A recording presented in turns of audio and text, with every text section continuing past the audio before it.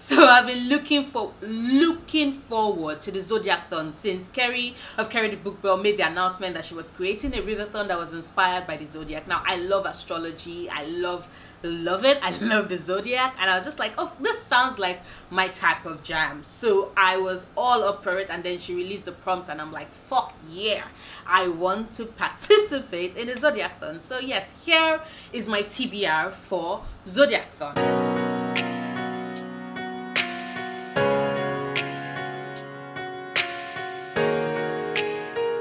Hello everybody, Nora back again. Okay, so the Zodiacathon is going to be running from the 20th of March all the way to the 26th, and it is the beginning of the new astrological year, so we are really happy about that. Or rather, I'm really happy about it because I know that Kerry really did take her time in order to pick the best time for it, and I'm just looking forward to diving straight into the challenges and the books I chose for each challenge. Now, the initial challenge was that we should read a book that was written by an author who shares our sun sign. What the fuck is sunshine? Seriously, bitch? What the fuck? Okay. We were meant to read a book by an author who shared our sun sign. Because I think a lot of people reached out to Karen and were like, oh, they were having difficulty finding someone that fit, and so she adapted it, she changed it because she's just amazing like that. And now we're going to body read a book with someone who shares the same sun sign with us. And I made a call on Twitter, and a group of us who were all Leos, but I am a Leo, by the way, if you could not tell, although I do not know how you could not tell because this face is all Leo. This is all Leo.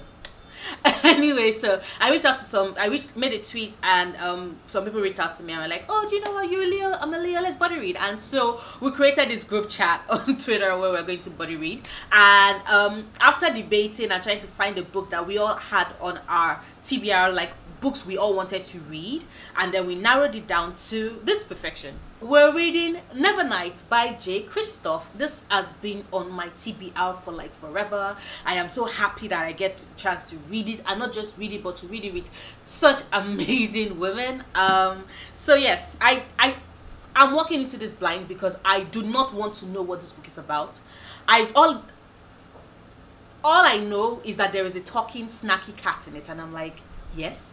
And also, there's an assassin. Like, I discovered this recently, but this book has an assassin. There is an assassin and a snarky talking cat, and you all said I'm not going to love this. Of course I'm going to read it. Of course I'm going to love it. So this is the first book I'm reading for Zodiacathon. Now, the second prompt says, read a book with an astrology/astronomy word in the title. This was very hard because I don't have that many books I don't even have that many books.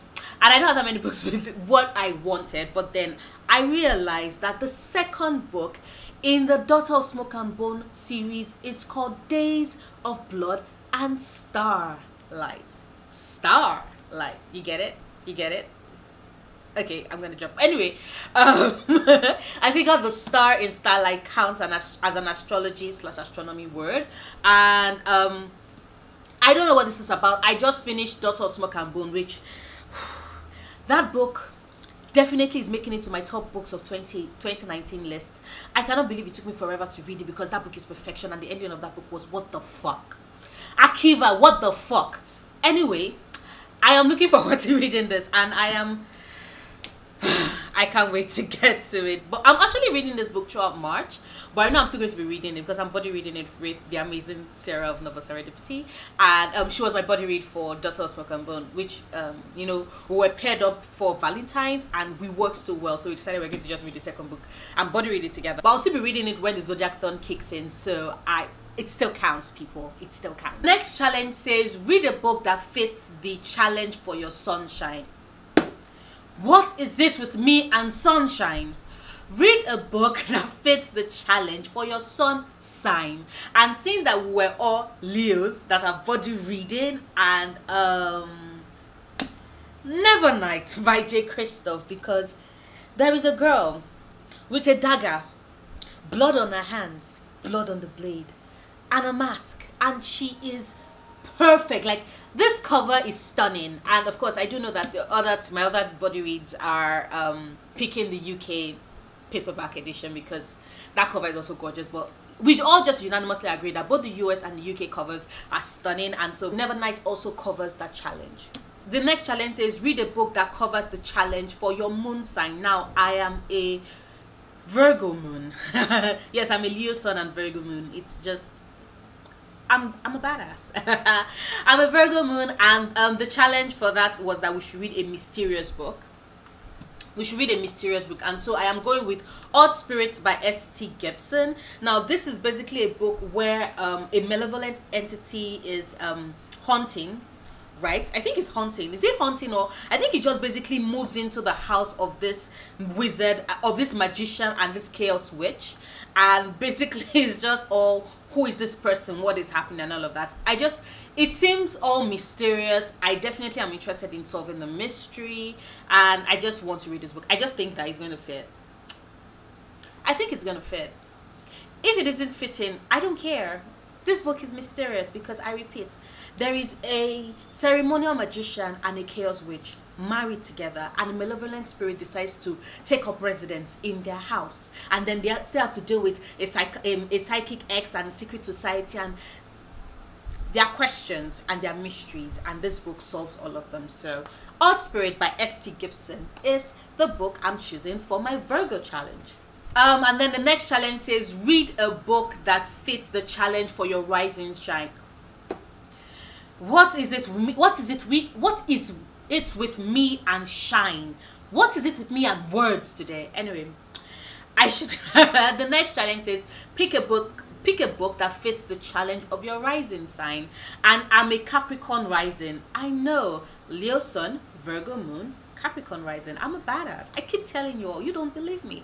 Anyway, so the challenge for Capricorn's risings is that we should pick a non-fiction book, and for that I am choosing A Big Life in Advertising by Mary Wells Lawrence. Now, this is a non-fiction book, basically a memoir written by Mary Wells Lawrence, who tells her own story when she tells a story of her life as a woman working in advertising in, I think, the 50s, the 60s, which is insane because think of it as Mad Men. If you watch this TV series, so she's dealing with sexism, she's dealing with not being taken seriously, but she's also hungry. So think of her as like Peggy Olsen in Mad Men, you know. So she's a young, gorgeous woman working in advertising, and she has to deal with all this bullshit, but at the same time she's a creative, she has an amazing mind, and it's just the entire reason for this is that she basically urges women, you know, to not settle for being small, to always push for and want,